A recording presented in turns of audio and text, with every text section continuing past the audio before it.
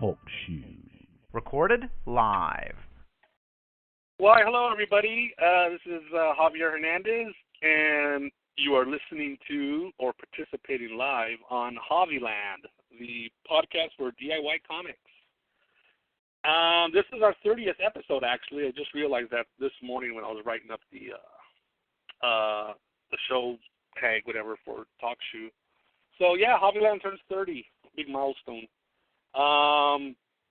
Today is Sunday, December 20th, and this is going to be our last show for the year. Of course, we'll be back in 2010, but this is our last show. It's also going to be our a holiday show because Christmas is coming up this Friday. So this is the Javiland Christmas show. I don't have any music or anything. I don't do any post-production on my show, so there's no Christmas caroling or cool stuff like that, but we'll get through. Anybody sipping eggnog or anything? Any other spiked drinks tonight? I'm going sober, folks. So I just had a peanut butter and jelly sandwich earlier. I think I'm okay for the night. Let's see here. Okay, well, we got a pretty good lineup here. Quite a bit of people in the chat room. It's always great to see people joining us live. And we've got a couple of new people on the call today, which is, I always think it's awesome to have new people calling in, new cartoonists. So, anyway, my name's Javier Hernandez. My website, my main site, I guess, the one I'm always pushing first and foremost, is my blog, Javzilla, Javzilla. Just go there, and that's, I update it semi-regularly. Sometimes I do really good and update 2 or 3 times a week. Sometimes I forget about it and, I get back to it after a week or 2. But lately I've been pretty good at things. So find out all my latest happenings on there and previews and any artwork or sketches or, oh, gee, look what I'm eating right now. Oh, no, that goes on Twitter because that's more instantaneous. Anyway, on my blog is on the right-hand side is links to my other websites like my elmuerto.com site and, DeviantArt, all that stuff's up there. So, let's see. I'm going to introduce our guests or have them introduce themselves. The callers here. Well, first here on the list, I have Mr. Luis Escobar, who's actually a fellow cartoonista, that art group we got down here in the L.A. area. Hey, Luis, welcome to Javiland. Hi, thanks for having me back. Sure. Yeah, I'm Luis. Uh-huh. Yeah, go ahead. You want to introduce yourself a little bit? Right. I'm Luis. Whoa, Luis, we just lost you there. Sorry. Oh, okay. He just got kicked off. I didn't do that. Anyway, while we have him right now, let's get Mr. Colin Panetta here joining us. Hi, Colin. Thanks for coming in. Hey-o. What's going on? Oh, just, trying to work my way through these bugs and crashes and glitches on the Talkshoe, but let's see how we're going to manage today. Well, my name is Colin Panetta. I do a comic book called Dead Man Holiday that I kind of describe as like a weird horror science fiction hybrid. And it's in black and white and very cinematic and wordless and maybe even kind of arty. And I have the 3rd issue coming out a week from this Wednesday, December 30th, as a part of Indie Comic Book Week. And you can go download the first 2 issues for free at deadmanholiday.com. Very cool. And I have a copy of the comic, which you were nice enough to Oh, did you get that? Yes, I did get it, sir, in the mail a few days ago, and enjoyed it. It's the 3rd issue in the series. And the artwork, I think it's actually getting better and better. I mean, it's just a lot more confident as you go along each time. And the storytelling is, it's the usual unusualness, we'll like to say, from Colin. I mean, it's really great stuff, And I read one of the reviews on your blog about it. I forgot which site, but I was kind of like, yeah, the guy took the words right out of my mouth regarding, the great storytelling you got in there. So, and then, of course, that should be fair disclosure, right? I mean, I praised this book when I first read it, the first issue a long time ago, but The new one actually has a nice pinup inside by Mr. Ted Secco, who, by the way, will be calling in later today. He told me he was rushing to get home. He was running errands, I guess, so he'll be joining us. And it's a great pinup by Ted Secco, and the back cover, you somehow got a hold of this nice pinup I did for you, and you printed it on the back. So thanks for that. That's great. No, it's a great looking book. So glad to be Thanks, part man. of it. Yeah, your back cover is by far the most color that there's ever been in the whole series. Yeah, no, I was looking at some of the other contributions you've had, and the people use more muted color choices. So I kind of, what you told me you were going to use color, I go, hey man, bring out my crayons. So it was a bold move, but it looks awesome, man. No, thanks. I hope it doesn't shock your readers too much when they turn the book back. Like, yikes, where all that color come from? So, anyway, cool then. Did you give out your website, Colin? I'm sorry, deadmanholiday.com. Awesome. And Ryan Dow, welcome again back to Javiland. Always good to have you here.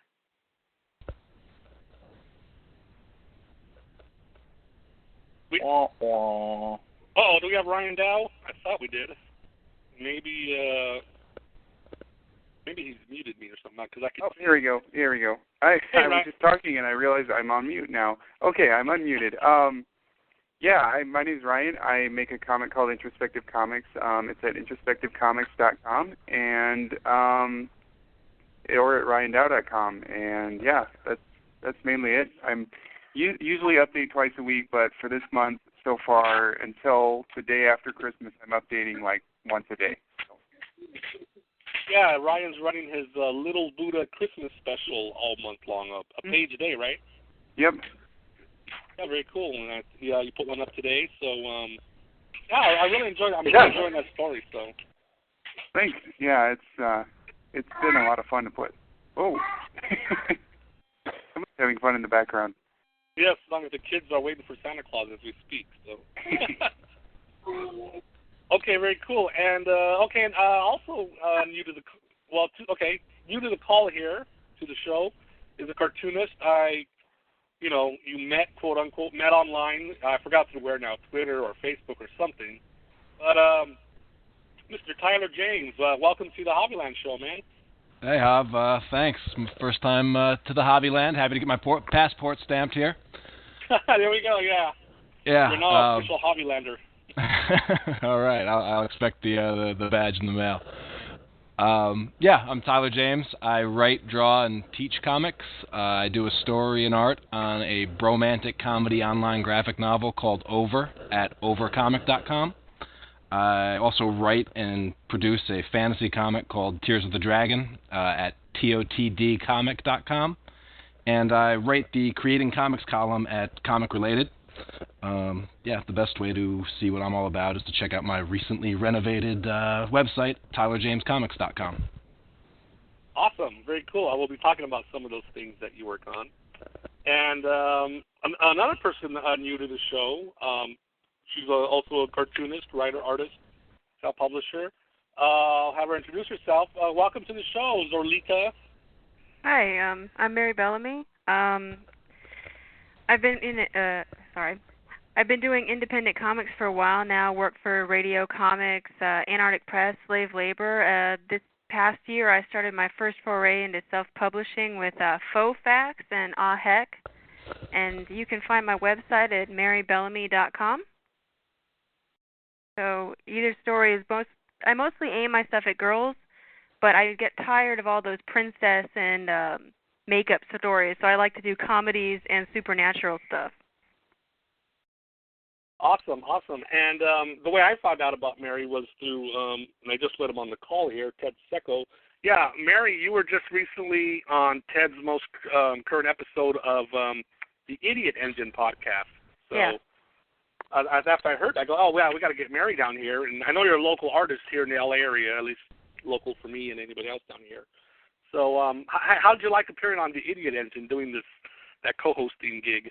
Oh, it was really fun. I'd never done it before. It was my first podcast. Wow, very cool. Well, I'm glad, this is your second, so you're already. I think you were already a pro at the end of the Idiot Engine, actually. So I thought it'd be great to have you on here and share with us too. Let's see. Also, we were just talking about him, and he jumped on the call. Ted Secco. Hey. Well, it's like a full house, man. It's really cool. Oh yeah, full house Yeah. from all over the country, and local artists, cartoonistas, everybody. Big holiday show and everything. Supersized for Christmas, right? Oh yeah, giant size, man. Yeah. Hey. Yeah. Who are you, Ted? I'm Ted Secco, and let's say I've been doing comics for about 15 years, and you can see my stuff at tedsecco.com. And like Hav was saying, I just did an episode of the Idiot Engine. It's a podcast that I do with Mary Bellamy, and it was a really fun episode. And I hope, Mary, you can come on again sometime. I'd love to. Cool. You know, halfway during that episode, Ted, I'm like, man, Mary can have her own podcast. Totally. Yeah. Really, it was, yeah. You know, just some people, it's maybe kind of natural, you know. So I was just kind of like, wow. Well, maybe after I get Faux Facts 2 in the can, I can think about it. Yeah. There we go. That'd be awesome. It's a good way to get the word out there and to connect with people. So it's a lot of fun, man. Cool. Who says 5,000 comic book podcasts is too many? Screw that. Everybody should have their own podcast. Oh, Ted, by the way, earlier before you called in, I was talking about you with Colin Panetta. Your pinup is in his new Dead Man Holiday number -1. So yeah, I just got that. I can't wait to break that open and just, man, that was so. Isn't it so neat when you go to your P.O. box and you get a package? You know, isn't that nice? You get a package, you open it up, and it's like Christmas. You know. Really? It is actually. Yeah. You were supposed to wait to open that, man. What are you doing? No. Oh. I could. You know, I couldn't wait. I'm weak. I am weak. Looks real pretty though, man. Real pretty. Thanks, man. That drawing, which I did not even ask you for, you just emailed it to me out of the blue. Looks awesome in the book. That's it's really, really atmospheric and it's loose. It's drawn loosely in a way that I'm not able to do. So it was real cool for me to see. Yeah, I was totally inspired by reading your stuff. So it's just, you know, it's feeding Thanks, off Ben. of you. Cool. Awesome. Well, very cool. This is a great Christmas love fest. I feel like we're all in some, nice ski lodge wearing our, our red and green sweaters, our penny loafers, and having hot chocolate and eggnog and the fireplaces cracking in the background. When's the sing-along? There we go. Well, we'll see what happens at the end of the show. Maybe you guys better start spiking that eggnog, and then we'll all be in the mood. Everybody shuts up now. I'm not going to sing. Anyway, I'm going to get the show started here outside of the introductions. Anyway, thanks for everybody calling in and everybody in the chat room, and, of course, anybody listening to this later on down the line once it's released, which actually these things pretty much post the same night. So Javiland episode 30 Christmas show will be available later tonight if you're not hearing it right now. Anyway, so the topic is, since it's Christmas, it's receiving and giving. So I thought we'd talk about what type of inspiration or motivation or experience did you receive this year in your cartooning and publishing endeavors? And what are you planning on giving next year? Either giving to the public or, well, I'm sure you're going to charge them. What are you going to give to your art, give to your audiences out there in the put out there on the comic racks. So I'll just start it off just to give you guys an idea. And again, it could be anything. It could even be a book you picked up or a cartoon you saw. It doesn't have to be something esoteric, I guess. But what I think one of the best things I received this year was inspiration in continuing to do what I love to do, and that's sticking to my guns, creating my type of stories, and completely my style and marketing it, branding it, just the way I feel it should be done, not based on what's supposed to be working or what's going to guarantee me the biggest audience or whatever. I mean, definitely want to grow my readership just like everybody else. I mean, that's why one of the primary reasons I do what I do, besides just wanting to get the stories out. So I mean, like one of the I thought of two examples. I mean, there's so many of my friends who produce great work. Jim Lujan just knocking out his animated films, and Ted coming up with some new way of creating a new product, like his recent coloring book he put out, or Colin's continued innovative storytelling on his book. Everybody. But I was watching the Godfather DVDs, the trilogy, and on one of them there was this behind the scenes making the Godfather or whatever with Francis Coppola. And it my jaw drops every time I hear him tell the story. He's saying that I don't know if I'm not going to assume everybody's seen The Godfather, but I'm sure most people know about it. One of the great classic American films during that great period, the 70s, when I think cinema grew up in the U.S. at least. And it's based on a novel, Mario Puzo, gangster family.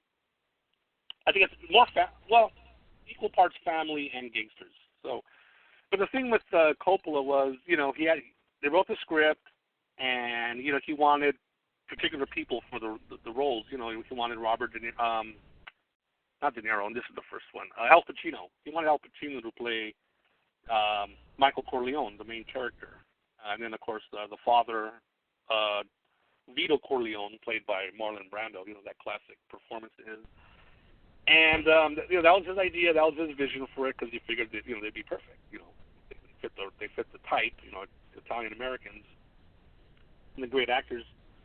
And the studio, of course, Paramount, who was backing the film, he was kind of a new director too, so I could see what a little skeptical. But they told him they'd rather have somebody else play the lead role, someone a little more guaranteed, like Ryan. Was it Ryan O'Neal, or I forgot the other names right now, but he was, of course, Coppola balked this guy. Like, wait a minute, there's no way they can, it's got to be Al Pacino. He's perfect for the role. I mean, just look at him and then his acting and everything. And he fought him on it, and I guess the studio had someone on the set, kind of like what they called the director in waiting, pretty much ready to fire Coppola when they felt things weren't going right. But he persevered. He kept Pacino in the role.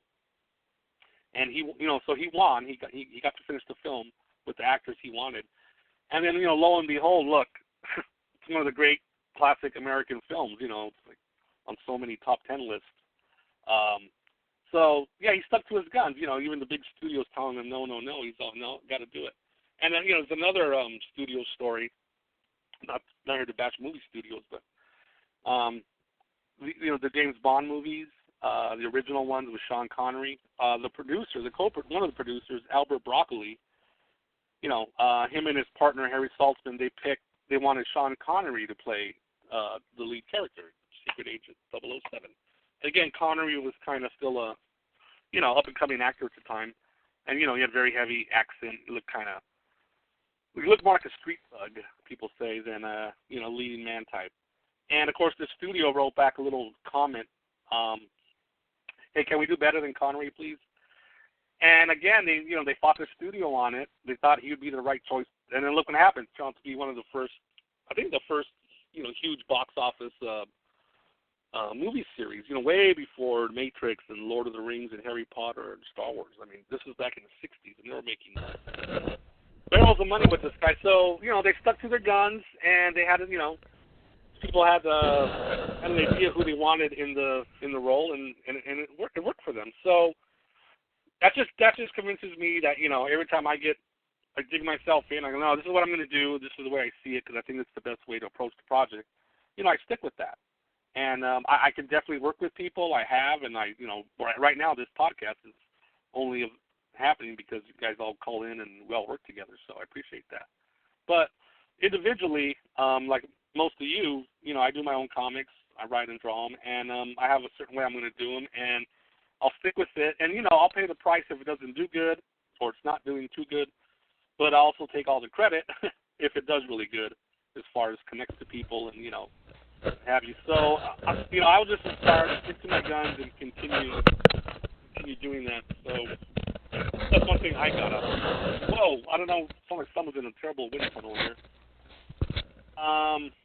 anyway, I want to ask Colin, anything in particular this year that you received that's helped you, just the artist and the storyteller, and inspired you? Well, I've been definitely, other than doing the few podcasts that I've done, I've been pretty much in a vacuum. I live kind of in the middle of Florida, and there's a couple of conventions here, but I haven't gone to them. So any real lessons that I've learned, I feel like I've kind of come about just on my own in the studio. I have gotten a couple of really awesome reviews and stuff online, and those have definitely been a big help in, always seeing that outside perspective, and especially someone who is so good at or puts a lot of thought into dissecting your work and kind of talking about what works and what doesn't. That's always a really big benefit. So I would definitely encourage people to actively seek out reviews for their work. And you can send out a general press release to a bunch of people, but I think that it is the only way to really get it done is to contact people directly and say, hey, I think you write interesting stuff. I think that my book is interesting, and I'd like to hear what you thought about it. In terms of other lessons and stuff that I've learned this year, I think that, well, I don't know. Does anyone have any other thoughts about reviews or anything like that before I just kind of move on from that point?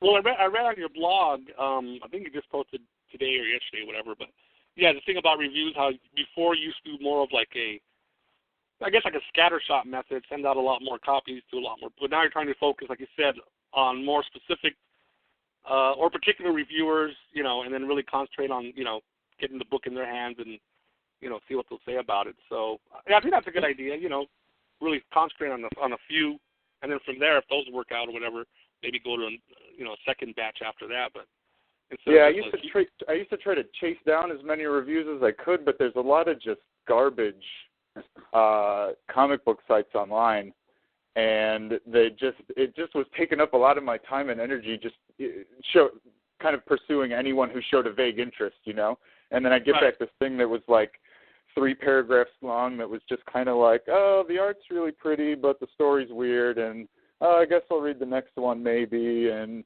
then they just go back to reviewing like, Final Crisis or whatever. And so I've kind of decided that I'm just not gonna pursue that stuff at all, and I'm just gonna go after people that I really respect. And I've already gotten 2 really thoughtful reviews on the new issue that have kind of made me see a few aspects of the new book in a new light. So. Oh wow, that's like you said, because you're getting somebody else's perspective on it other than yours. Obviously, you can have a particular idea of the book. I mean, you're doing it, but yeah, it is nice to hear when it's positive, even if it's critical. I mean, that also helps you, right? If someone gives some legitimate critical comments on it, what didn't work for them, I'm sure that's very helpful as far as something you should look at least in your storytelling. Oh, definitely, and I think that my book in particular is a little challenging, not really in like an intellectual way or anything, but just in terms of kind of, I don't know, I guess, well, first of all, basically just figuring out what's going on can be kind of a challenge in my book, but that's not accidental. It's because I'm using kind of like a really vague storytelling style so that people can use their imaginations when they're trying to put the story together. Yeah.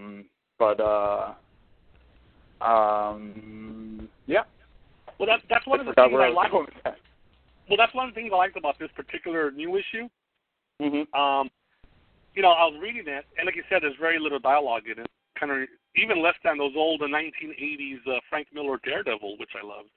Mm. But I always take the approach: comics is a visual medium. Sorry, writers who demand that their name is written in 20-point type across the head of a hardcover, and the artist is written way down at the bottom right-hand corner. God, I can't tell you how much I hate that.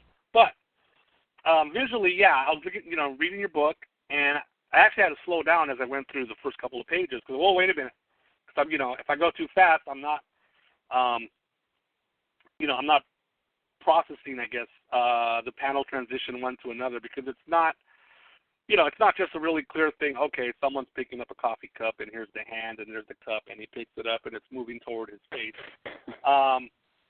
Well, nothing wrong with that. I mean, I think that's the basic storytelling technique most comics employ. But what I like about yours, yeah, I do got to spend a little more time with it, and like you're saying, intellectually, or at least processing what I'm looking at. And yeah, it's all done deliberately on your part. And yeah, it gives me a little more mental workout instead of just flipping through the book. Like, oh, that was a cool Daredevil fight, all action issue that Miller just put out or something. And those are great books too. Yeah, so, anyway, I remember. Oh, I'm sorry. Go ahead. No, go ahead. That was it. Oh, I was just going to say, I remember I brought that up now because you had mentioned that what's especially useful is critique. I forget what the exact word you used is, but if someone says something even negative about your book, that's a good thing. And then I was just saying that my book's a little challenging, so I hear probably a lot of negative stuff about my book, but I kind of take it in that my book is challenging, so that's okay. But I still, it's tough to figure out what you're being defensive about and what's a genuine point. You know what I mean? But you really kind of have to give it some time and step outside yourself and really look at that stuff. Because if someone didn't enjoy your book, there's a reason they didn't enjoy your book, and there might be something wrong with that. You know? No, right. Yeah, that's the worst thing. I hear a lot of creators say that the worst thing that could happen is someone tell you your story, your artwork, whatever was boring. Like, oh, okay, wow, if it bored them and they didn't even finish it, then I think there's a major problem. It could be that it could still be on their part, or maybe in the actual production of the art. But yeah, if it's good critical analysis, and like when that reviewer said your thing was challenging, and I was saying the same thing right now. Had to take more time to actually read through the pages, through the artwork, make sure I don't skip something and then I'm really lost in what's going on, because it's all in there, but just got to put a little effort in it. So yeah, that's definitely something important to that you got out of get out of those reviews, especially when they're thoughtful and well written. Absolutely. Jim Luhan's on the call, but I'm going to let him get caught up here a little bit.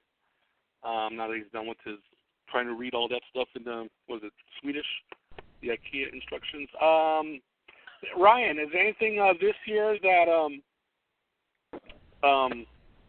you got out of any other artwork or any other experiences that you found beneficial? Gosh, that's a tough one because there's been a lot of stuff. Yeah, it's been a long year for me. I don't know. I think as far as art, I think I was really inspired by a comic called American Born Chinese. And I think part of it was just I really liked the way it was laid out. That's probably, I mean, it was very, and it was actually done in a square format, which is probably why, one of the reasons I started doing the Christmas special in a square format. But I liked it because it was very had very simplistic art. It was very straightforward, but at the same time I couldn't put it down. Right. Same way with there's also a comic by Joe Matt called Spent, and I never read any of Joe Matt's stuff before, and that was another comic that I just could not put down, and it was very conversational, very well paced, and I really liked it because of that. Trying to think what else. Another thing too, like recently I've run into there's a local cartoonist here named Lance Ward that I met recently, and I'm really impressed with this guy. Like he's been really belting out comics lately, and I wish he had a website. But he's been belting out mini comics, and he's been coming to our cartoonist group stuff, and he keeps giving people free copies of his comics and stuff, and they're really good. And he does a lot of sci-fi stuff, but it's really good humored sci-fi. It's cartoony, but it's really, he puts in a lot of cross-hatching detail. He does a lot of good ink washing.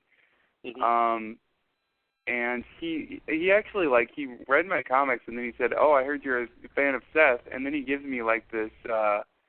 He gives me a copy of the original Palookaville. It's wow. The first issue of Palookaville. He gives that to me, and I'm like, "Jeez." So yeah, I mean, just like somebody like me that nice. I mean, you know, that's it kind of caught me off guard. So yeah. Oh, the other thing too. Another thing that just recently I found this this zine called Seeds. It's actually on my desk here. It's an anthology of comics about food, and I'm not normally into things like boutique comics, but this really impressed me because it's an anthology. It's got comics that they're centered around food, and the reason it's called Seeds is it's got like an envelope taped in, like glued into the back of it. And inside this envelope, it actually has a packet of seeds. Wow. For people to plant. Yeah, Ryan, I tabled, this is Tyler, I tabled next to one of the guys from the, I think it's a collective from Maine that puts out that book? Yeah, it's like, I think it's Trees and Hills, Trees and Hills Comics Group, yeah, like, yeah. Yeah, I tabled next to them at the Boston Comic Con earlier in the year, and that book, you know, really sold and well for them, and I think one of the things they do is just every year they put out an anthology that has a theme, and then they try to throw in something extra about that theme, which, you know, for people that make, and it's a mini comic, and it's all handmade and everything, but, you know, when it comes to pitching and putting out product, like, I was next to the guy, and I was like, wow, that's a really good hook to make sales, and they did quite well. I think they sold out of that book while I was there. Yeah, I mean, you know, it's, you know, as far as content-wise, it's kind of it's kind of the vegan, very, you know, very like, very much into natural and organic and that kind of stuff, but yeah, I mean, it's also got like a little, along with the seeds, it's got like another little mini comic inside that envelope that's like got recipes and stuff in it, so, yeah, that really impressed me. Because I mean, it's got a little extra thing, but it also really ties into pretty much exactly what the whole anthology is all about. So it's not just something that's, you know, just done for aesthetics. It's something that has like a practical value to it, which was impressive. Yeah, that makes sense. Yeah. What? So about these, like American Born Chinese, that's by Gene Yang, is that correct? I think so. Yeah. I don't have it right in front of me, and I keep screwing up his name. So. Oh no! I hope I got it right. But yeah, I heard of that book. I think I won a pretty good prize. Some, I don't know, children's book prize or some library literary type of thing. So that, I mean, that's great. Mhm. Yeah. You know. Yeah. Go ahead. No, I was going to say, as a creator, when you're reading these other comics, these other great people. I mean, I guess you get a lot of inspiration from the work they did, right? Yeah, I do, because I like it because it's I think I like it because it's the kind of stuff I would like to do if I could, you know, or, you know, it's the kind of stuff that I'm trying to aspire towards. So I think that's why it really inspires me, because it's, you know, they're ultimately, you know, I don't want to create something exactly like them, but there's a certain kind of rhythm and pacing to it that I want to be able to do some, you know, that's what I'm trying to shoot for. Yeah, no, exactly. I mean, I had the same thing, even though I already shared my, you know, what I received that helped me out, but I've been picking up these books, a whole bunch, really cheap on eBay, thankfully, and Meltdown Comics here in L.A. Gilbert Shelton is an old school underground artist from the early 70s, 60s even. Anyway, he created the fabulous Furry Freak Brothers, but he also did this comic called Wonder Warthog, and I was never really aware of it. I mean, yeah, I'd seen the images, but I never read them, and I just decided to pick some up, read about it online, and then, okay, you know what, so it's like a superhero parody type of thing. And it's before he did the Freak Brothers, which by the way, that Freak Brothers stuff is pretty brilliant. I've been reading a lot of those too, and it's like Cheech and Chong type stories and a lot of drug references, but they're so hilariously written. They're so well written and well done, and the drug humor is actually quite funny. so it works really good. But the Wonder Warthog stuff, that actually influenced me. I had this old character I created a long time ago called Weapon Tex-Mex. The first comic book I ever did back in '97, I think, for this anthology. They asked me to contribute a story. So I did this character called Weapon Tex-Mex. It's a humor story, or a humor, like parody. This big buffed up guy with a Zorro mask, and he's got like big giant bull horns sticking out of his head. And you know, and I haven't used that character in years. And after looking at that Wonder Warthog, it's like, oh, you know what? I want to bring him out of retirement and do similar stories where, you know, short stories, 5-6 page gag stories, a lot of mostly superhero parodies, some social satire stuff, a little rougher. You know, it's not adult stuff, but it's a little rougher than probably stuff I would normally do. But yeah, like, you know, seeing his stuff, again, it's a direct inspiration. I like to try that. We'll go down that path, not copying his stories, but, you know, I already have the character created anyway, so it's just, I like the idea of doing these really short, you know, real funny stories, you know, off-the-wall, gonzo-type humor. No continuity from issue to issue, really, just getting the character and dropping them in different situations. So, yeah, getting influenced by other creators and their work. I mean, yeah, don't go out and copy it, but if you get inspiration to, you know, for ideas for at least how to approach a story, that's all good. Ted, I'm sure you're caught up well by now with what's going on here. How's your year been as far as you know, absorbing from other artists that came before you? Well, it's been really, you know, like a real standout year. I was actually going to say that for me, the big thing that kind of inspired me was, you know, the whole POD thing, you know, the print-on-demand thing, because that I pretty much started at this year just using, you know, use Kablam for stuff, but just having access to a way to make a comic book so quick, you know, an actual professional book that, you know, it's professionally bound and everything. I use Kablam to make some floppies. I use Kablam to make a magazine, you know, our Zomics Comics line of magazines. I use Kablam to make mini, you know, like digests, you know, little square-bound digest books, and I had them do a comic book size graphic with a square-bound thing. That's really that's been a big, you know, that's a big thing for me. It's something I haven't really used before, that tool, you know, a POD.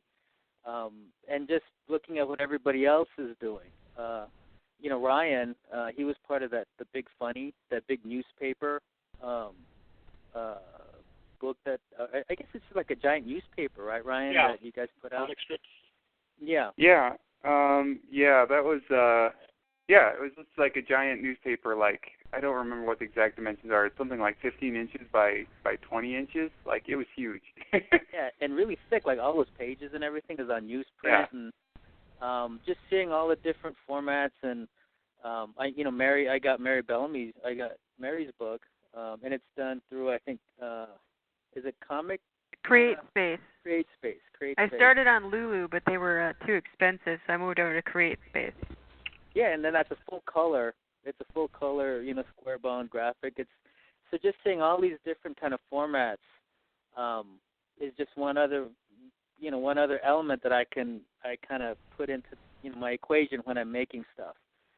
That's just been a really big thing. I mean, just the idea that I could put together a comic book, you know, and just send the file to Kablam, and then like a month later I have like a real book. You know, it's professionally printed. It's like a big deal. So that really made a difference. Yes, I would say that's probably the one of the big significant things that's happened to me this year. That, and just the connecting with so many other creators, you know, through the podcasts, and you know, I started up that Idiot Engine podcast, so that gives me a chance to talk to everybody else from all over the country. You know, I think that's it all. You know, you get inspired by everybody. You know, you see what everybody's doing. It just kind of broadens everybody's horizons. So that's pretty much, you know, what I've gotten from this year. I was going to say the thing with the, and by the way, POD, print on demand, just people, if they don't know, it's basically you have a book you want to get printed, you can print one copy, they can print 5, they can print, 50. At least with Kablam, it's the same price per copy for each book. So you don't get a break if you print like 100, but at the same time, you're not having to go to an offset printer.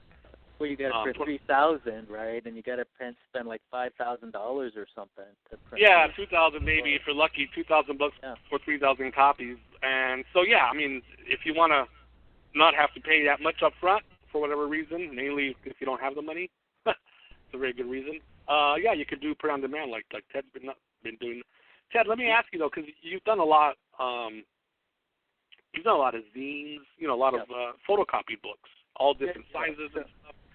Mm-hmm. And you even got a little setup there at your place where you got a couple of, you got a big paper cutter. You kind of like pretty self-sufficient, like once you get the things printed at whatever, Staples or whatever.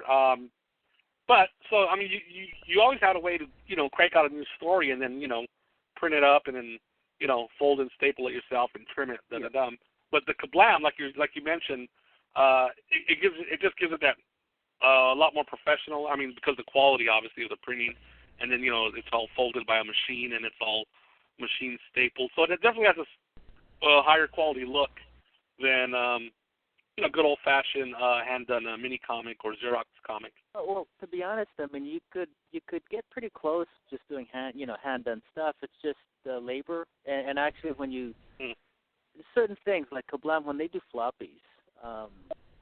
You can get a floppy done for like $2 or something, right? Like maybe like a 32-page book or something. Yeah, depending on the pages, Yeah, and it's book, it's got a color cover, black and white interior, but it'll cost maybe $2. And actually, that's a lot cheaper than if I tried to make one on my own, because I'd have to make it on larger paper, then I'd have to trim it, and then I'd have to, just Xeroxing alone would be more expensive. So certain things are just a lot, it's just a lot cheaper to have, a POD do it, But and like you mentioned, the labor, you don't have to worry about working on it yourself. Yeah, totally. And but still, like you're saying, I mean, I like making my own stuff. That coloring book, I made a coloring book this year, and that was, I just made that myself. I Xeroxed it off. I have a big paper cutter in my garage, and so I use that to trim it, and that's fun too. I like just having the options. I like having these print-on-demand places as another tool, that you can use. And actually, that makes me think. I mean, that's the big thing. It's not just the print-on-demand, but it's just the technology. That we have print-on-demand places. Now we have like the internet. We have a way to have our own podcast, for free. Yeah. We can have stuff on YouTube. We can have video. We can have. So right now, this last year for me anyway has been just a great kind of. I can just see all of these possibilities for technology can help create. It can help spread expression. My work and. So yeah, it's just really good. I mean, it's tough right now. It's a bad economy and everything, but at the same time, technology is at a pretty amazing point right now where anybody can, do so much. It's really amazing. Yeah, it's just keeping our own productivity up, right? Because if you got easy access to getting books printed, then knock out a lot more books or whatever next year. A lot more. Yeah, different type of projects. I mean, remember, back in the day when we were doing it early on, we were going through an offset printer, and you make one book, and how long does it take? It's that whole process. You got to make the book, and then you have to go see the printer, and you got to get the proof, and then you're going to get 3,000 copies of the book, and it's all that money. And now, you could put 5-6 books out now, because for the same cost or even less. Yeah. I mean, obviously, if you're able to move, 3, 4, 5, 10,000 comics, offset printing is definitely the way to go because you're making all that money anyway. So, and you can have a better profit margin per book. But definitely if you're working with a smaller audience, at least for now, definitely print on demand has helped a lot of people out.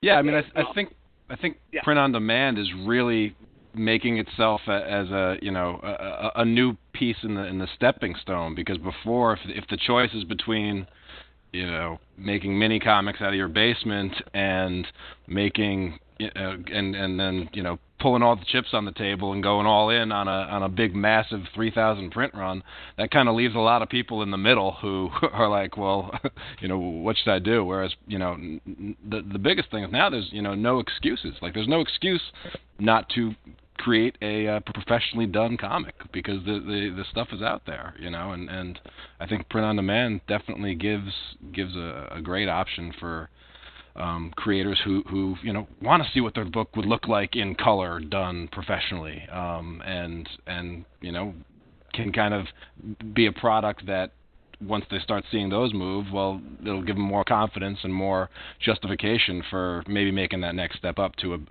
a bigger offset print run. So I think it's great. Yeah, and like you were saying, Tyler and Ted, I mean, specifically because of I've been using this Blam for my POD. My friend Jim Lujan, who actually just had to leave the chat room, he even told me, he's like, why don't you put out another book? Because I just put out The Man Swamp, and I put out the Manga Muerto comic. And then I was like, okay, I knocked 2 books out. Good year for me, wow. He's like, do another one. And I go, well, you know what, now that I think about it, I do have a bunch of old stories I've done over the years, over the last 12 years, that a lot of people haven't seen, especially my, that's what I call my more recent readers, my more recent, newer readership. So there's stories I did for other comic books, so I haven't even printed them in my own, under my own imprint. So I've gathered them all up, or I'm in the process of finishing that up. I think it's like 7 stories, everything from the El Muerto appearance in the Baldo newspaper strip to some stories I wrote or drew for El Gato Crime Angler and Sonambulo and other things like that, which a lot of people haven't seen. So I'm going to put those together in a new comic, and with a new short story, an autobio story. So, yeah, and again, because of the availability of getting it done really quick through Kablam. So, well, Tyler, really quick, since we had you, since you're next in line, how has this year been for you as far as what did you get that was really meaningful to you as far as an artist and a creator? Yeah, I mean, this year's been pretty amazing for me, just in comics-wise. I mean, I was one of the things I love about just this time of year is that it's a good chance just to slow down for a little bit, and you get a few weeks or a few days to slow back and look back. And I think just from my own personal experience, and I think it's pretty typical for comic creators or anybody that's doing something or pursuing something that they're really passionate about, you're always looking towards what's the next thing, what's going on, what's the next panel, what's the next page. You're only as good as your last story or your last page or your last piece of artwork kind of mentality that can take you over. And I mean, I know I have a projects board that on my wall in my room that is constantly full, and always is. So, but at the end of the year, it's really a good time to just take stock of, hey, where have you been, where have you come, and so when I heard about what the topic was going to be for this episode, I took some time to just actually look back at my blog over the past year, and which is kind of acts like my record of things I've been up to, and then I also sent out my Christmas card, the Tyler James Comics, just online Christmas card to kind of my mailing list of people that I've crossed paths with this year, and it's like there are a lot of people on that list. So, first and foremost, I think the thing that I've received is just a lot of support from a lot of people this year.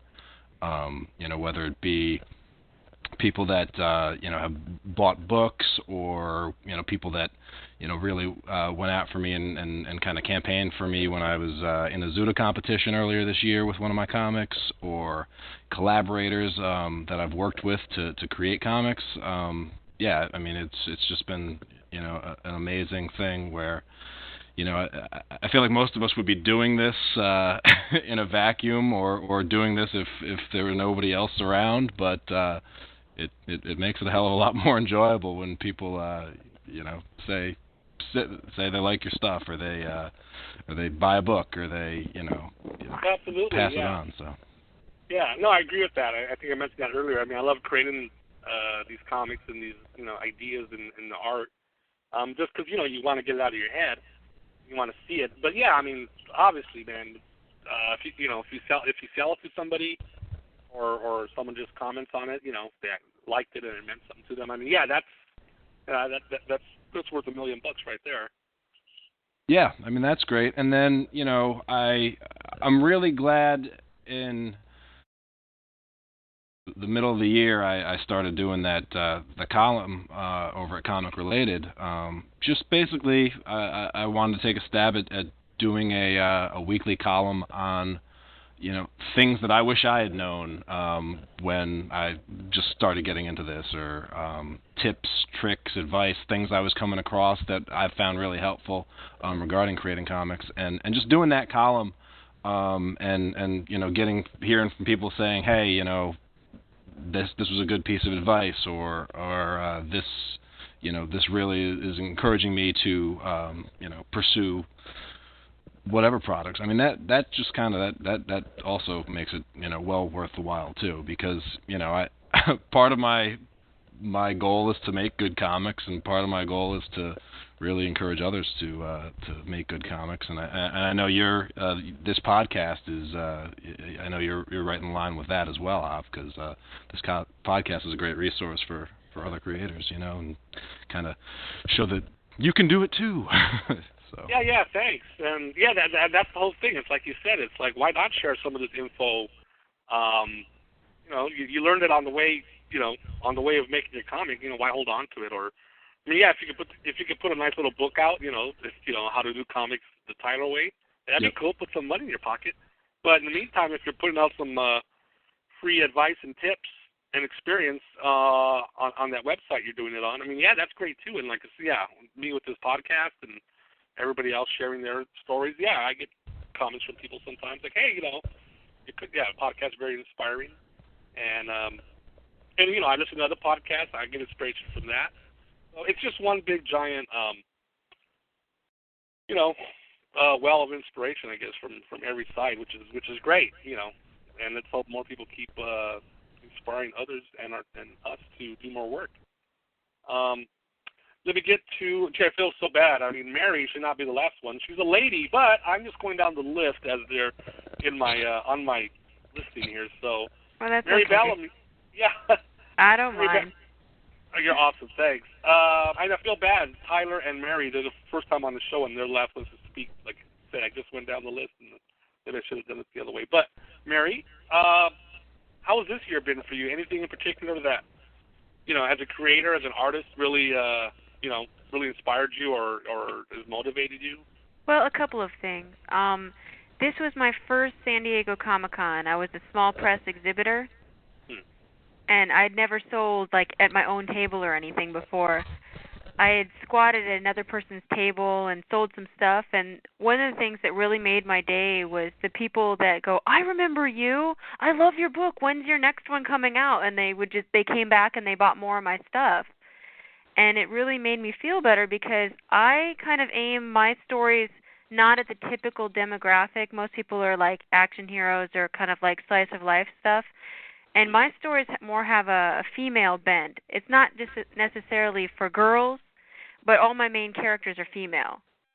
Faux Facts is all about a group of girls that have a bunch of strange things happen to them, and they're already misfits as it is, and they're trying to deal with normal life, and then weird stuff happens. And then I did Aw Heck, was about a girl, going into the underworld and turning everything upside down. And I was just so happy that people really received my work so well that I'm going to be doing another volume coming out this next convention. Another thing that really inspired me was I joined a group called Girls Drawing Girls, and it's a group of female animators. Hello? Yeah.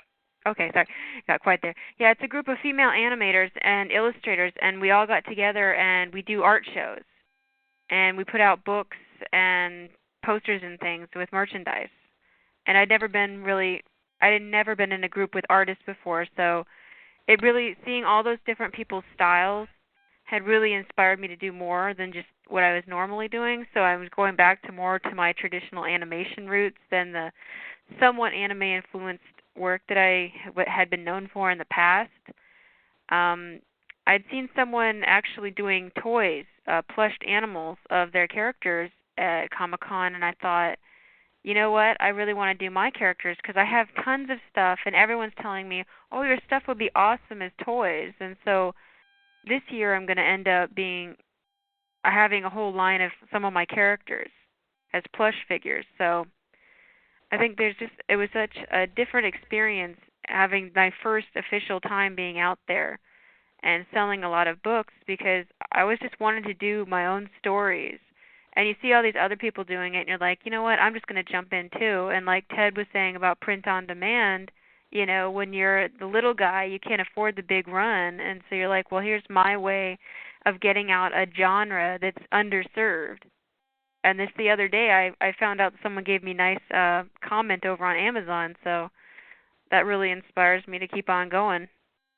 That's great, and that's neat that group you're in. The girl, was it Girls Drawing Girls? Yeah, Girls Drawing Girls. It's a group of female animators, and we specialize in pinup art of girls. Right, and like you said, it's inspired. You know, just meeting these other artists and working with them and alongside them, that's inspired you too, as an artist. And I found that to be true in the cartoonistas group I'm in. Just when you're actually working with another artist, even if it's not on the same, just side by side, you're both working, you're both drawing your own thing. I mean, there's a lot of energy in that. There's a lot of camaraderie. You know, they're doing their thing, you're doing your thing, even if they're different. Yeah, because like when you're in a vacuum, you don't know what you're doing, if what you're doing is good or not, or sometimes they might have a different approach that would totally help you in your own work. Yeah, like you heard our examples tonight. You know, some of us talked about books we saw or other artists, and it kind of, you know, like, oh yeah, you know what? Let me check out that direction, or let me, you know, a couple of things that they did. Let me see if I can do my own spin on it. So, in the end, it's your thing, but you know, you got influenced or inspired by somebody else, and that seems to be the big theme for everybody, at least on the call this year. You know, we all seem to have gotten inspired or influenced or motivated by either another artist or a process like print on demand or books or movies or whatever. And that's important. I mean, that's always been going on in arts, I'm sure. So, and I'm glad shows like this and all the others, dozens of hundreds of podcasts, I'm sure, you know, inspiring more people to do stuff. So, yeah, there's gonna be a lot of people doing a lot of stuff next year, man. Yeah, it's gonna be crazy. The shelves at Dick Blick's art store is gonna be empty. You know, everyone's grabbing the paper. Crickets chirping. Yeah, exactly. And the internet's gonna be clogged up. Yeah, Ted. Yeah, I was just gonna say that when really, I don't know, maybe I'm deluding myself, but I kind of feel like, you know, the whole, you know, technology the way it is with the PODs and especially with the quality of, I think, the work that, you know, we're all sort of producing, it sort of, you know, kind of levels the playing field a little bit, you know, and especially with the internet access. I mean, before it was always, you know, you had to go with, you know, one of the big, you know, like Marvel or DC to be noticed. But I think, I don't know, I just feel like times are changing and the field is a little bit more level where, you know, I think there's also a whole different world with now software becoming more accessible to people. Yeah. Like with Photoshop, now people can do that same professional color that maybe only the huge studios could have done before. Yeah, so it's like you can, you know, your book can be right alongside, you know, the latest Marvel book or the DC book or like a manga book, and it, you know, and it's on the same level playing field. I mean, a person could look at yours, they could look at, you know, Tokyo Pop or you know, like a Marvel book. It's so I think these next, you know, especially now, you know, these next few years that are coming up, it'll be interesting to see what happens, you know, with the market and trends and, you know, what people are going to start buying. Because I think there's a lot of good quality stuff out there that stands up, right up against anything that the big companies can do. So I think it's a very exciting time right now.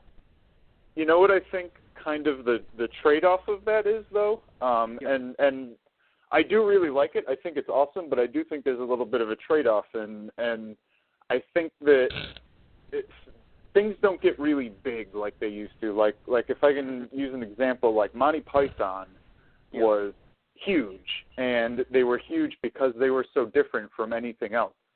And there's so many things out now. There's such a variety, and there's such an abundance of stuff around now that I think that if Monty Python came out, they would be like a kind of weird thing on the internet that wouldn't really receive the same amount of attention or had the same impact that they had back then.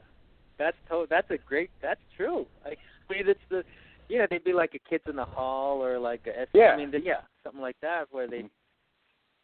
Well, I like, you know what, that just means, to make it really big, you got to really, you got to really rise to the top.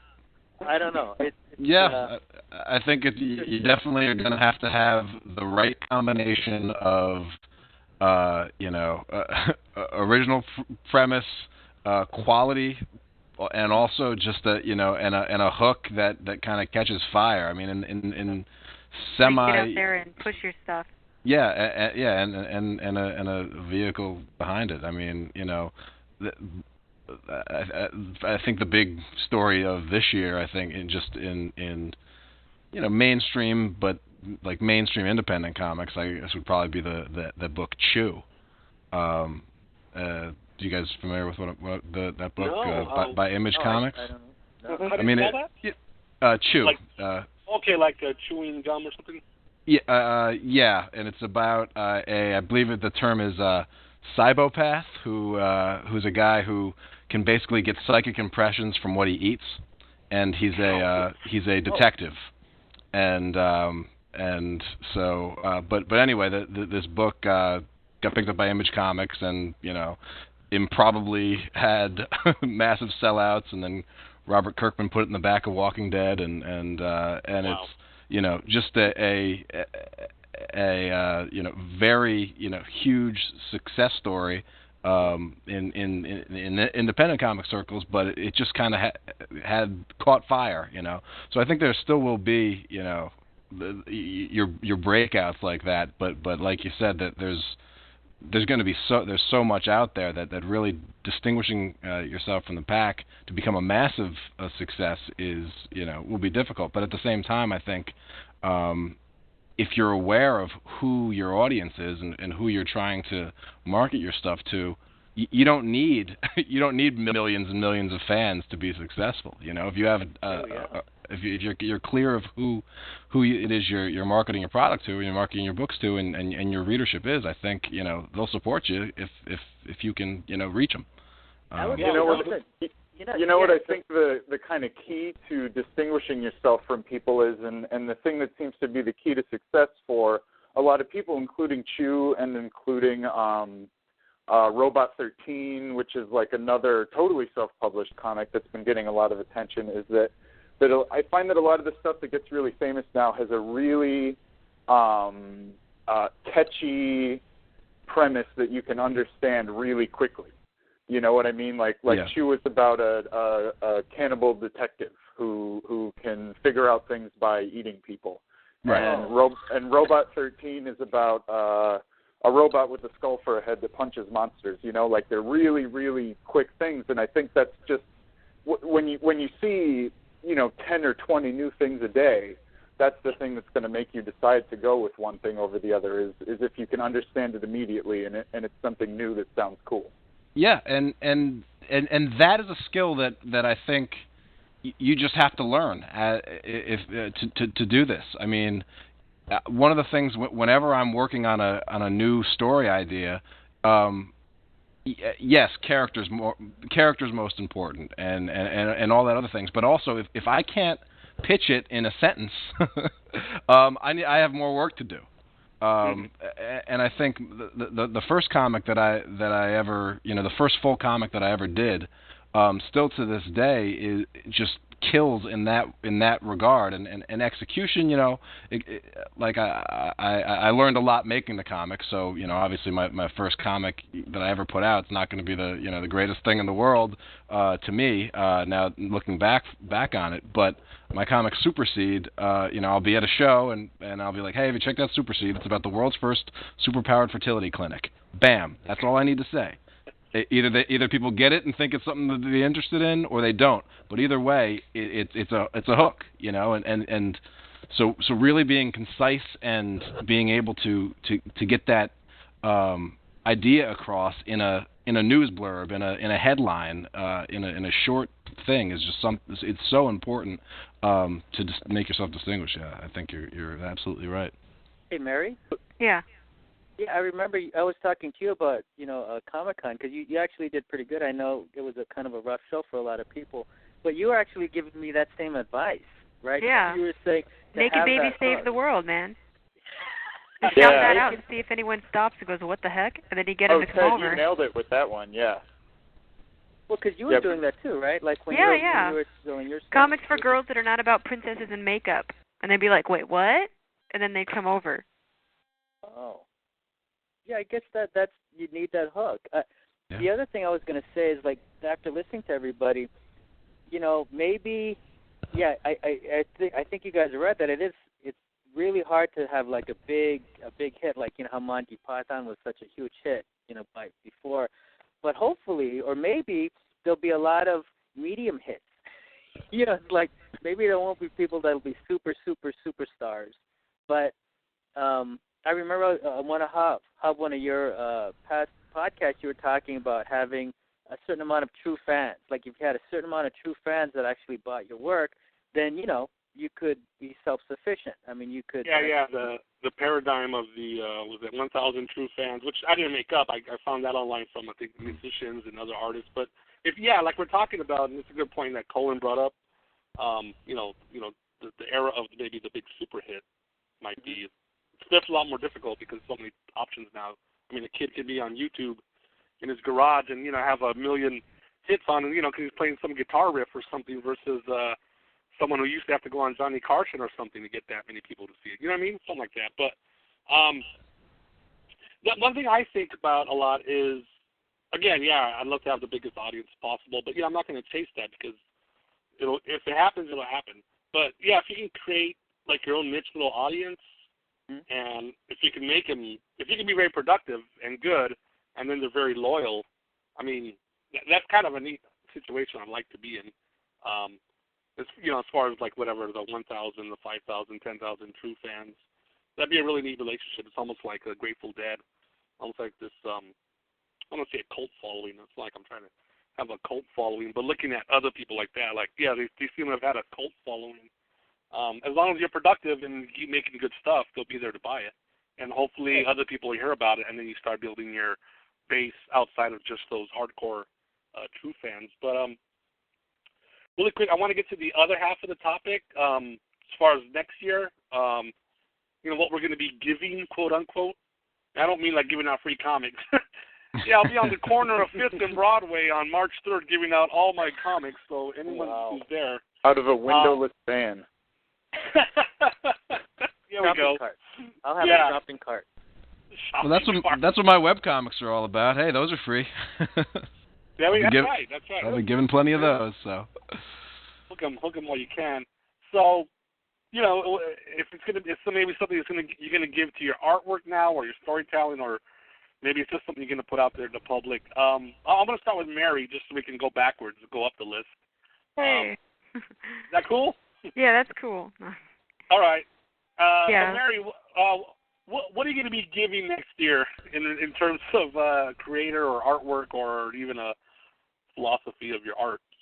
Well, next year I've got a new Faux Facts Volume 2 coming out. I've really amped up the artwork a lot now that I've gotten my hands around digital inking, and I've really stepped up the backgrounds and coloring. Next year I'm going to have a new plush line, like I was mentioning. They're going to be like 8-inch tall little rabbit characters with wings and stuff, and those will be for sale at Comic-Con. I'm going to have like a whole bunch of new buttons and little artist cards. I just really wanted to go full force into it instead of being more timid like I was before, now that I know that there's a demand for my stuff. Who are you using to do the plushes, Mary? I'd rather not say right now because it's a private company, but if it all works out for the well, then I'll publish it. I'll tell everybody. Cool. Stuff looks great, by the way. I saw it, and it's like, the stuff is, it really does look nice. So. Oh, if you want to check it out, I could give you the website to check it out if you want. It's marybellamy.com/salespage.html. And it's right there in the middle, the 3 different dolls. I got the black one with the bat wings, the orange one with the butterfly wings, and the honey-colored one with angel wings. Yeah, Ted loves the black one. Yeah, the design is great. I love the way, if you look at it, the hair kind of goes over one of the eyes. I just think that looks really kind of neat. Anyway. So, Mary, I like what you said. You're going to have these new products out there because you know there's a demand for it, and that's good that you learned that. Like you said earlier, you learned that, you put your stuff out, and, there is people that will buy it. So I always say it's just a matter of finding, a lot more people. Because if you already found some, there's obviously a lot more out there. It's just finding them, It's going out there on your feet, Sometimes you just wander around, you like the former places like your high school, your grade school, And what's also fun is to go around to people like say your family members' jobs. And so many people have children that I know my target audience is a lot of children. So for me, it's just going anywhere that you think there'd be an interest. Rather than let them come to you, go out there and just say, hey, I have this, and if you're interested, here I am. One thing I really admire about you, Mary, listening to your appearance on the Idiot Engine and, reading your blog and just hearing you talk. I mean, you're as a self-publisher, and I always say this to people, you really got to get out there and hammer away almost, whether it's physically going to shows and places and galleries, whatever, or really, I guess on the internet, putting the word out there. But, you're very, I guess aggressive is the right word. Yeah, well, you never get anywhere being timid. Exactly. So I got to say, I've been doing publishing for, 12 years, 13 years? I'm no expert. I just love doing it. I'm stubborn. I don't know when to stop. So that's good. But I got to say, you got a lot of, you have a lot of cojones, almost more than a lot of, over the years, a lot of male publishers I've known. So that's really good. Ted, what are you doing? No, I'm just saying. I'm talking totally. in general. Oh, yeah, totally. Well, because I was on a lot of smaller publications, and with Diamond kicking everybody down, I just said, all my avenues are shrinking up. I better just jump in with my own stuff and just put it out there, because otherwise then I have no outlet at all. Right. That's good. I like how you phrase it. The avenues might be shrinking up a little bit, but the opportunities are still out there. So so if Diamond shuts off that road for you, screw them. Just go around it. Yeah. Make your own road to those audiences out there with the money and the desire to pick up your stuff. So that's good. That's really good pep talk there. Mary Bellamy. Mr. Tyler James, what are you giving me next year?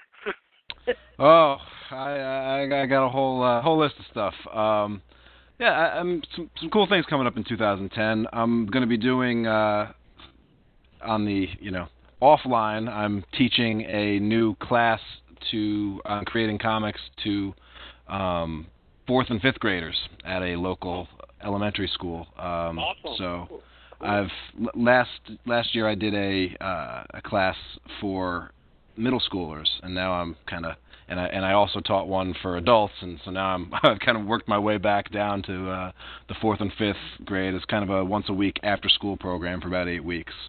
So that should be great. That should be interesting. Yeah, I'll get my fix of the Munchkins. I've been wanting to have, since you brought it up, I've been wanting to have a podcast, and I'm sure we'll do it next year soon, on teaching, teaching comics and teaching comic art and creation. So, yeah, definitely I'd like to have you back on for that. I've taught workshops before, and Yeah, it's very rewarding in many ways, and it's, a nice way to make some extra money, too. Yeah, and, definitely. So anyway, I didn't mean to interrupt you. Tell us what else you got coming up. So I have that.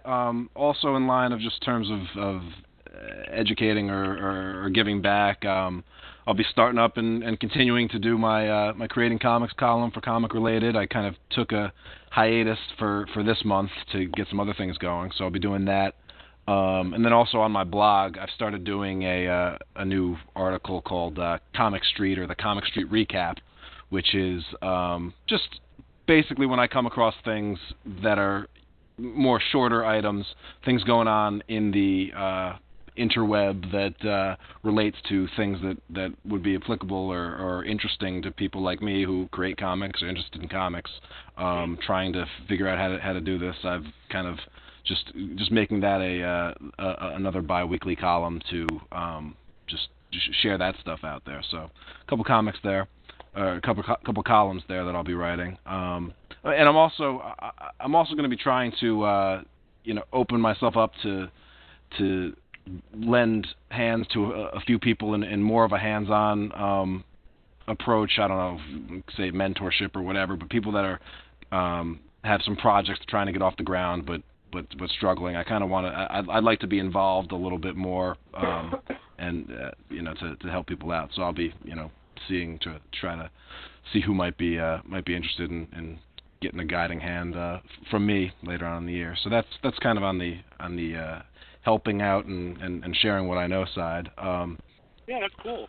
Yeah, and artistically and comics wise, looking forward to continuing to deliver on the comics that I started this past year.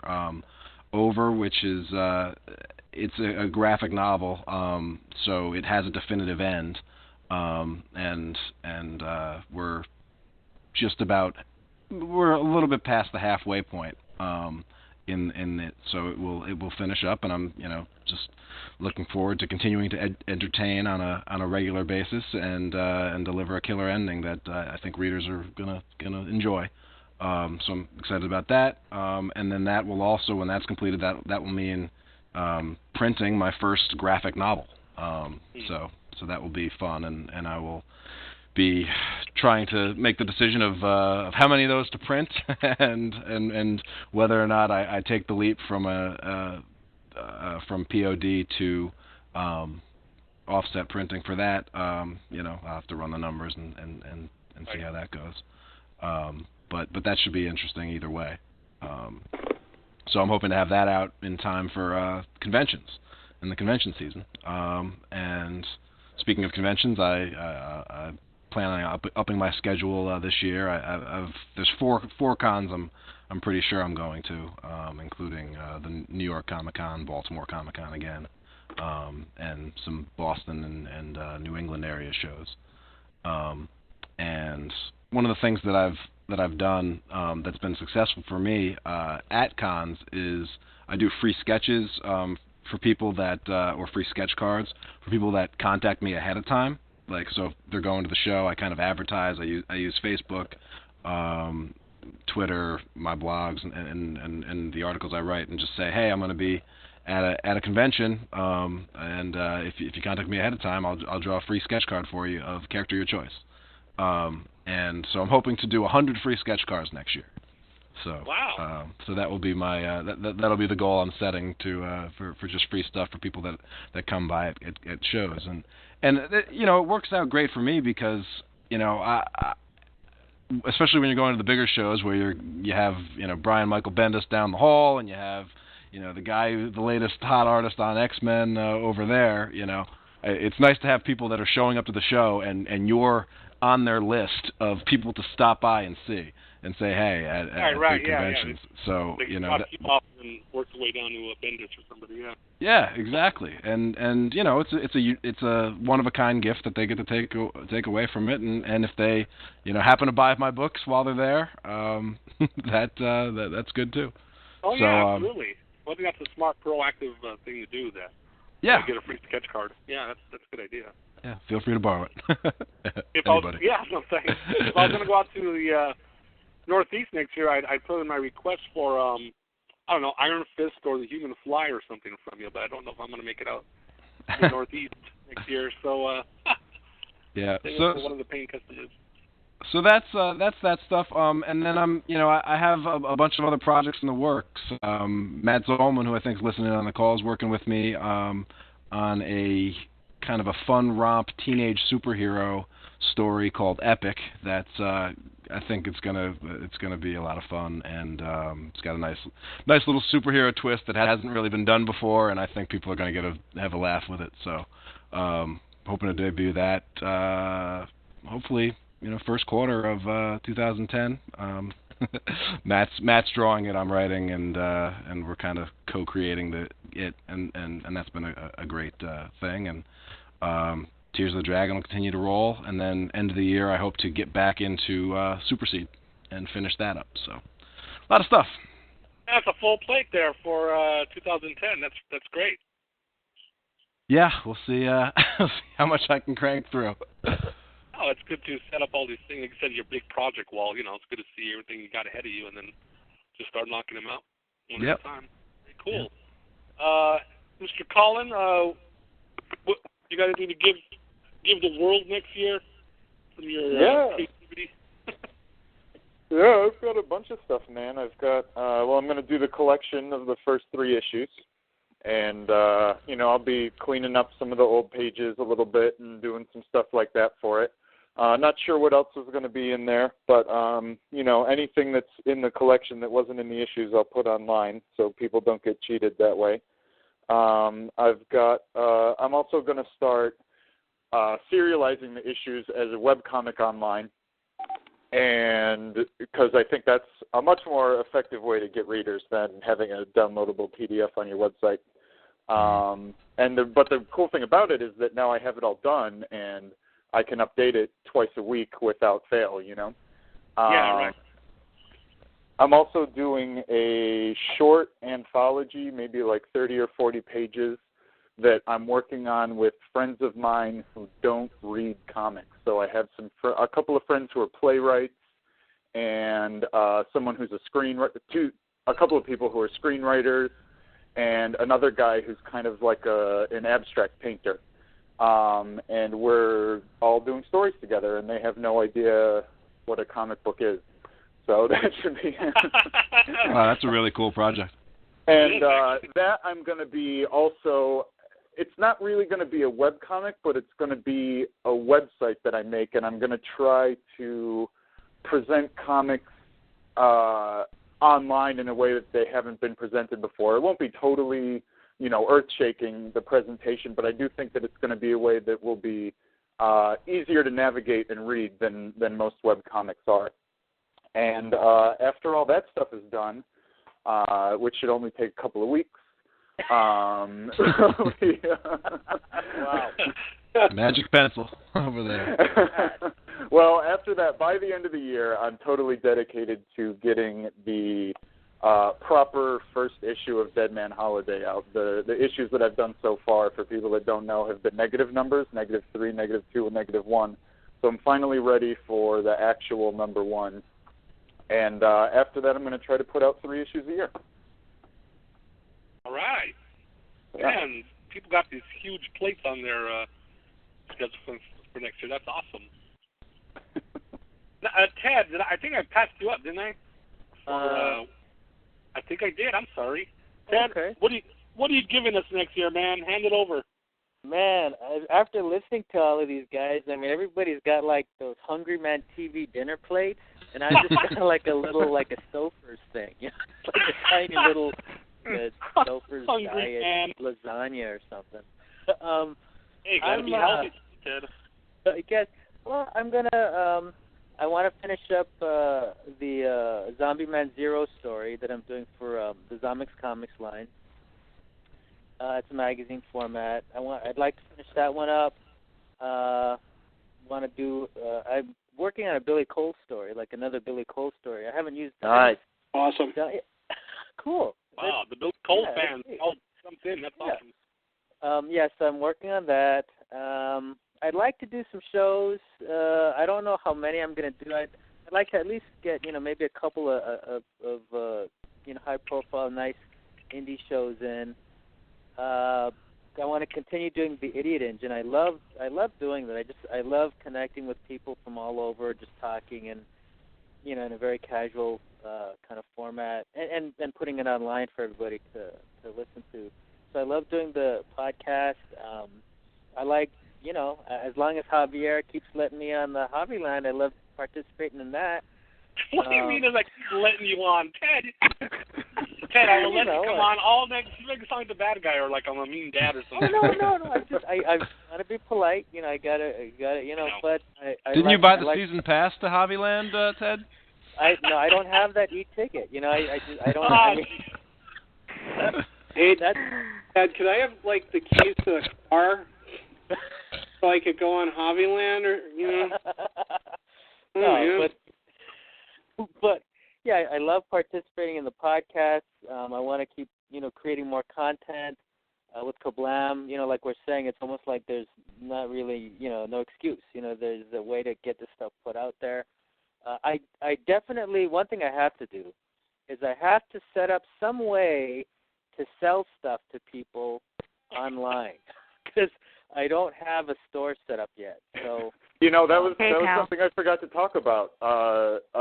Hav and Ted and I talked about doing a Zomics Comics website. That's definitely something I want to do next year.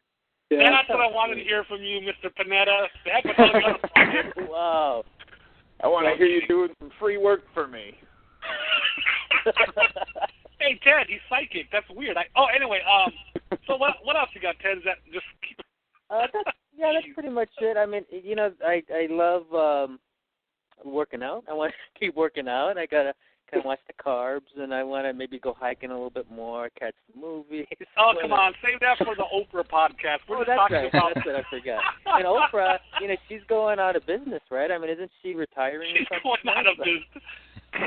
No, she got her own station. Oh, I know. Oh, the Oprah. I mean, I don't know, man. I thought I was egomaniac. Javiland, Havzilla. She's got the Oprah Network, the Oprah Magazine, the Oprah Religion. Wow, it's nuts. Now that's a big plate of stuff. Oh yeah, that's not even a Hungry Man. That's like I don't even know. That's like one of those big party traits. Hey, anyway, Hav, I think on my next. I'm sorry.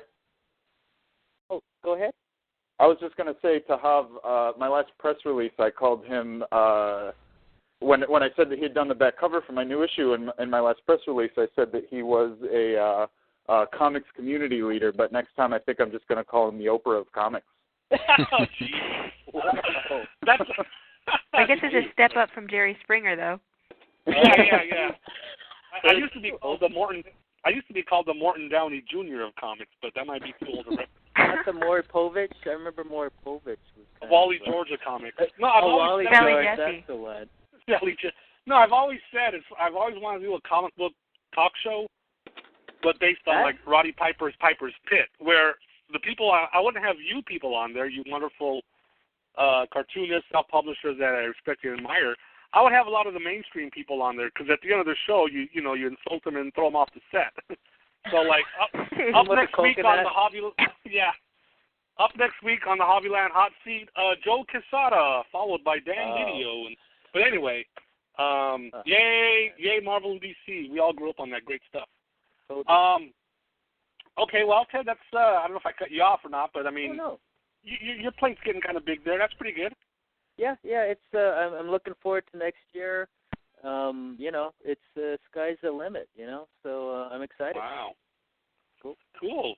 Let's see, we got Mr. Gregory Giordano is on the call here. Woo! Hey, Greg, you made our Christmas show, man. Welcome. Yes, sorry if I'm late. I was confused by the discrepancy between the clock going off and the actual time that it said to come on, and I thought it was showing like an hour later. I don't know. I can't explain it. All I know is that I was totally confused. Well, I mean, are you caught up enough now, or? I think so. Yeah, I'm here. My phone is working, and I am here in the virtual sense. Well, I was going to ask you what are you going to give next year, so to speak? You mean like what am I going to do? Well, yeah. Well, I'm definitely taking a page from Mr. Secco's book, and I'm just really keeping it to Delroy. Bill and I are strictly doing Holiday, and actually I had decided to about 3 or 4 weeks ago that I wasn't quite ahead enough on this thing, and I want to really make sure that I'm at least 2 months ahead on this thing, drawn and lettered, so that there's absolutely no chance of this thing ever being late. Right. The webcomic that we'll go live with one day before I turn 80.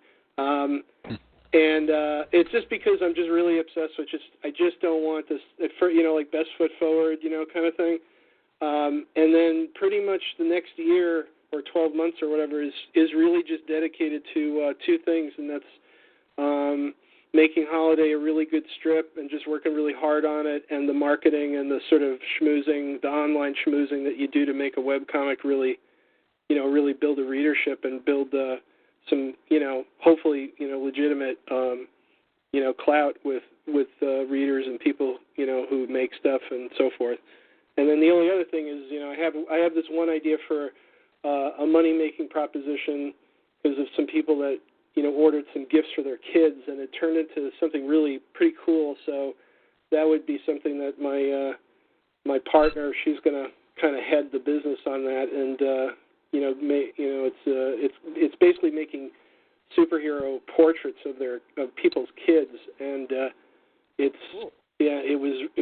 made some decent money, and there's definitely business in it for sure. So that might be something that actually could be some steady income, for birthdays and different things like that. So, but basically, it's like do a really good webcomic and really put the energy into it, not like try to diversify too much into a bunch of things that just take energy and time away from doing the Holiday webcomic as best as possible. Hey, Greg, have you gone and read the How to Make Webcomics book by the Half Pixel Webcomics Weekly crew? No, I never bought that book. I'm familiar with with what advice they give in general, because I'm a really avid subscriber, to their site. So I read it, I probably read threads on there like 3 or 4 times a day, Yep. So if you recommend that book, I'll definitely take a look at it. Yeah. I mean, you definitely want to have that book. It's worth it just for the section on conventions alone. But And I have thought about conventions. The only thing, and maybe there's people that are on here who could really give some advice about it. It just seems to me like it's jumping the gun if you think about going to a convention before even a year of strips. And I don't know if that's true or not, but maybe people have something to say about that. Although that might be better for a different show. But that's definitely something I could use some advice on. Yeah, I mean, and just to go along with the theme of this show, another thing that I received this year or did was just gain that confidence of what it means to actually put out a webcomic, and I've learned I felt I was nervous about it and everything, but learned WordPress, learned about hosting my own site, learned about all that stuff, and I'm in that right now, so yeah. And I really think that the webcomics are really, having a webcomics presence is going to be important for any creator going forward to a certain extent, and it's a great opportunity. So I recommend that book to any of you guys that are ever thinking about putting anything online, because I think it's a great resource in one, to have all that information in one spot, and not just on but and it's consistent with stuff that you'll get on webcomics.com and the Webcomics Weekly podcast, but it is a solid resource. So I'll definitely pick it up on either Amazon or locally if that's the case. It's just like, to me, like, I've had some really nice new. I think the only other, maybe if there was a third thing, it's sort of the networking that has happened. Like for instance, being part of Javiland and meeting some people this way. I think I would definitely be commenting on some blogs more, in general, and just trying to open those channels of communication with other people who do really good webcomics, and sort of I think that's clearly part of the process. And so that would be maybe the other third thing, is just sort of not necessarily like promotion, but just building relationships with people who are willing to do that, I had somebody ask me,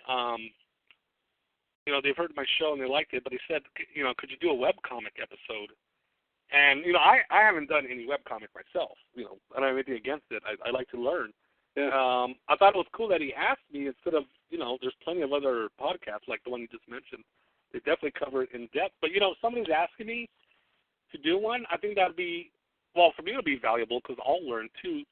So, yeah, I think I should have a web comic episode. And obviously, I'm just going to sit on the sidelines on that one. But, yeah, I'll figure out later. But, we could ask people like Tyler James if he could join us and other people who've actually been putting out web comics. So, they'll have a lot more better advice than I would. I'll just kind of shepherd the talk maybe. But, yeah, I think I'll definitely do it. I mean, Greg's talking about, hearing more about web comic creation. So, yeah, if people want to hear it on Hobbyland, I mean, I'm actually flattered that they'd want us to actually touch on that.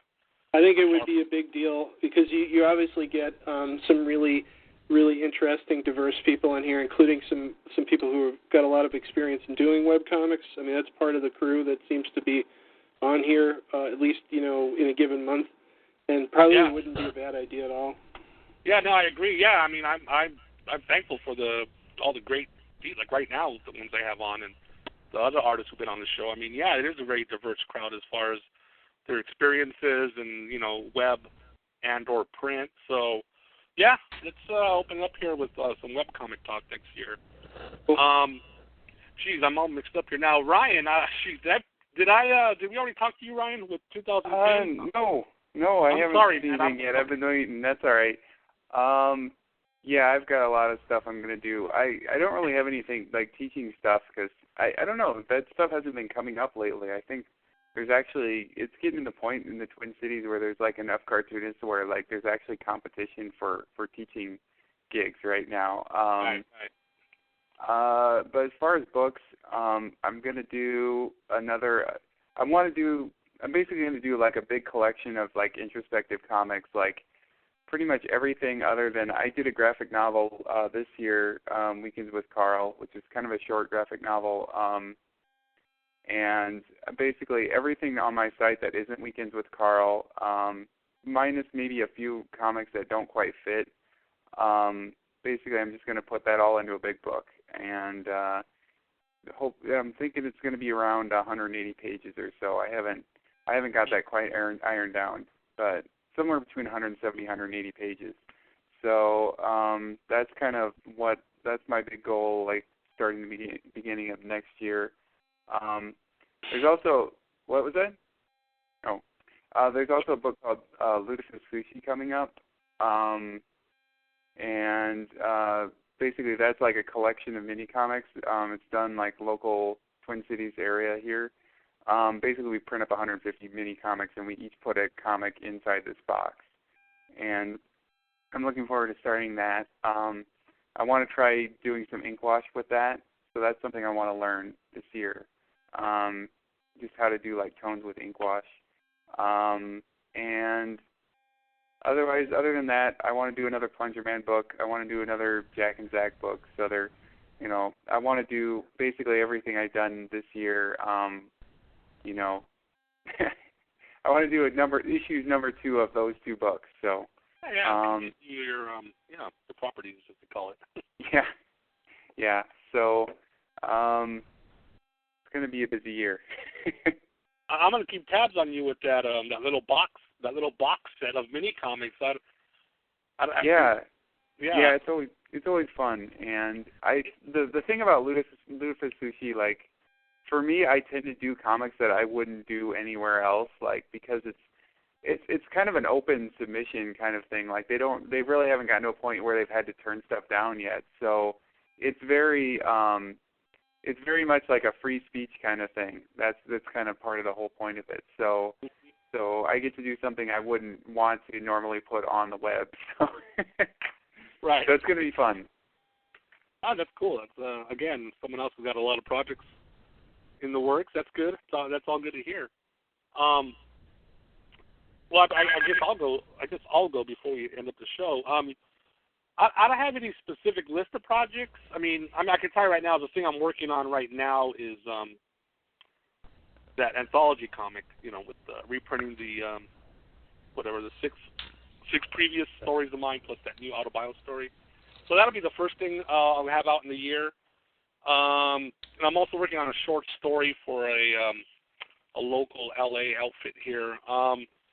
It's a ghost hunting organization, or more like ghost stories. They're not really hunting ghosts. But they're putting out an anthology of LA ghost stories, so they asked me if I wanted to contribute. So I'll be doing that in the next 2 weeks. I want to finish that before the year's over, because I want to start off my plate 2010, just starting off with my own project. So I'll work on that anthology comic, and I got, some other projects that I want to work on and such. But the thing I want to do next year specifically is, my comics and, continue podcasting and, some more artwork, like for gallery shows or selling individual art pieces on the internet or what have you. But I just want to keep creating. And I pulled up my Secrets of Self-Publishing little document I have. I taught this a couple of times at a comic shop and at convention up in Portland a few months ago, and I'm looking at number 3, what I wrote down. Tell the stories you want to tell, not what you think people want to read. And what I wrote was, don't try to create what's been done. Following the trend defeats the purpose of self-publishing. Your ideas, your approach is what makes you unique, your brand. People will only get your type of stories from you, and I know it's very evident, but I just want to keep whatever I do, I just want to make sure it's something that once someone gets it, okay, you know what, only this guy could have done that story.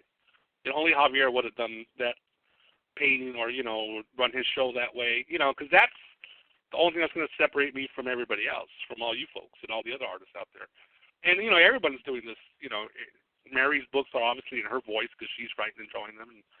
But, people will know, well, we like what she's saying, or we like what he's drawing. We like the way this guy puts together his comics. So I just want to keep, staying true to that regardless of what I work on. As the year goes on the podcast and my blog, I'll be mentioning more specific, okay, well, this book's getting ready to be done or what have you. But for now, I just want to, promise myself and anyone else who's interested that, I'm going to keep doing the things, my own style, my own way, regardless of, maybe how I should do it or what might help me better, if it make it sell more. But if it's not going to be true to what I want, I'm not going to be interested in pursuing it. So, just expect a lot more things that only I could produce, and hopefully produce them well. Well, I guess we should wrap it up because I think we're almost at an hour and 50 minutes, it looks like, and I'm trying not to do a big marathon show. But we got so many great guests on here, and we had so many things to talk about. I'm glad everybody got a chance to share, their point of view, and especially, our two new callers here, Tyler James and Mary Bellamy. So glad to have you guys aboard. Glad to be here. Yeah, it was a lot of fun. Thanks. Yeah, you folks are welcome to come back anytime. As callers, just check out what the topic would be if it's something that interests you that day. And I want to thank Ted and Ryan, being long-time callers on the show. And Colin Panetta, he's a very busy guy. I know Sunday's always difficult for a lot of people. So it's good to have Colin popping in whenever he can, and same with Mr. Greg Giordano. And, everybody in the chat room, whoever's still there, thanks for sticking around. You were drawing or something while we were talking. Who do we got there? Matt Munn, Gonzalez, Sugar Sickness, Matt Zolman. So thanks for hanging around, guys. Anybody else have any last-minute things since it's the last show of the year, and, any last thoughts you want to give out to anybody or anything? Huff? Yeah. Well, I'd like to say, it was it's been a great year, and it's really eventful, and I get kind of choked up. Oh, geez. Well, no, that means it's been a good year. Yeah, you know, yeah. if it meant that much to you, that's great. Like what you were saying about, you know, saying things in your own voice. You know, I think, you know, I mean, it's real important, and it's, we got to talk about, you know, like market and you know, trends and technology and everything, but it really does come down to just, you know, expressing yourself, you know, with your voice, saying, you know, telling the stories that you want to tell. Having the faith in yourself to push it. Exactly, Mm-hmm. having the faith. And I mean, you learn about yourself by making, you know, by creating. You learn about yourself, and you know, you learn to have faith in yourself. I think when you can push your stuff, that's, you know, that's when you believe in what you're doing. And you know, it's nice. It's a way to make money, but it's just a good way to live your life. You know, to have faith and to believe in what you're doing. So, yeah. You know, really quick, Di, when I say do something in your own voice, like I said, I know it's a very obvious statement, like no duh, and you know, all you artists have your own voice to do your own. But like specifically, I mean, if I look at my own stuff, like my art, you know, it's like, okay, I look at the art, and you know, I know there's always room for improvement on whatever you want to mention. You know, if it's the, I don't know, the drawing or the figure drawing or the perspective, what have you, or coloring, you know, my sense of color or how I color or my writing. And I can pretty much look at some of the stuff that I've done and see some what do you call it, idiosyncrasies in it. But you know what? When I look at that stuff, I go, you know what? But that's what makes it uniquely me. You know, like, that's yeah, who maybe you are. some of the that's the thing. I could refine a couple of things, and there wouldn't be anything wrong with that. You know, like, hey, you know what? Maybe every time you write something, revise it so it even flows even better, more proper. But you know what? I kind of like to be, I don't know, not known, but I'm kind of a first draft type of guy. You know, I'll do the story, I'll do whatever, and I won't go refine it too much afterward or hardly anything unless it's really glaring to me. So that's what I mean for me specifically. You know what? I'm just gonna keep it like that. Well, that's your voice. You know, that's your voice. Yeah, that's the thing. Yeah. Yeah, you know, you're not even when Oh, go ahead. Even when I realize, you know, there might be so-called room for improvement, but then it's like, well, but then you know what I mean? And even if I improve it, it will still be my voice. Yeah. But I just want to keep that because, you know, that's how I've been doing it. And I just feel good putting it out that way. It just, you know, and then people respond to it or they don't, and that's fine. That's fine with me. I'll live with that.